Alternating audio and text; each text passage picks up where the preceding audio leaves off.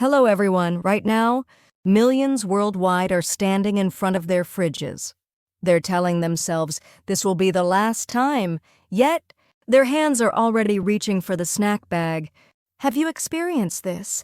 On stressful days, sad days, or even without reason, a sudden, intense craving for food hits, and before you know it, you've eaten several times your usual amount. By the end of what I share today, you'll learn to spot and stop that overeating moment with specific, proven methods. Even more exciting, these are science-backed strategies, validated by numerous studies. First, here's a shocking fact. Overeating isn't about willpower.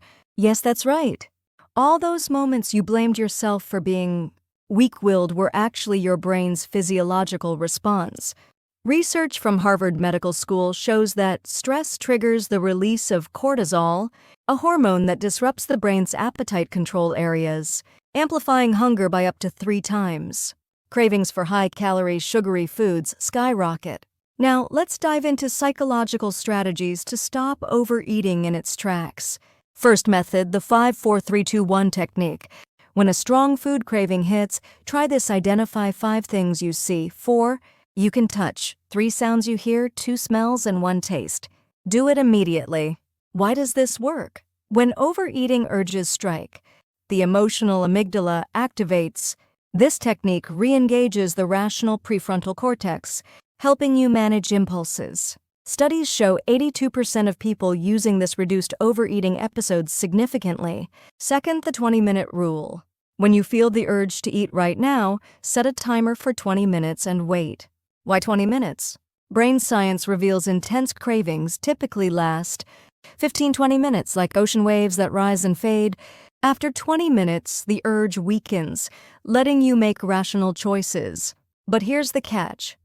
What you do during those 20 minutes matters.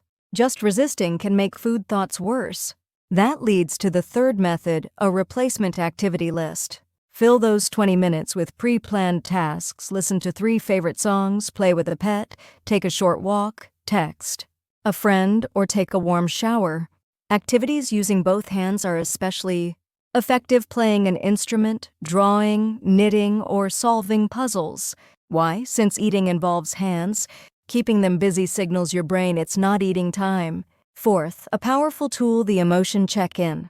When a craving hits, pause and ask, am I truly hungry, or is it another emotion? Surprisingly, over 90% of overeating stems from emotional triggers, not hunger stress, loneliness, boredom, anger, or sadness, sending false hunger signals. If it's not hunger, name the emotion. I'm stressed or I feel lonely. UCLA research shows labeling emotions can reduce their intensity by over 40%. Fifth, mindful breathing, also called the 4-7-8 technique. Inhale for 4 seconds, hold for 7, exhale for 8. Repeat 3-4 times. This activates the parasympathetic nervous system, sharply lowering cortisol, levels the stress hormone, driving overeating urges. Here's another shocking truth. The guilt after overeating is a major trigger for the next binge. Self-blame creates stress, releasing more cortisol, fueling a vicious cycle. That's why the 6th method is crucial. 6th, self-compassion practice.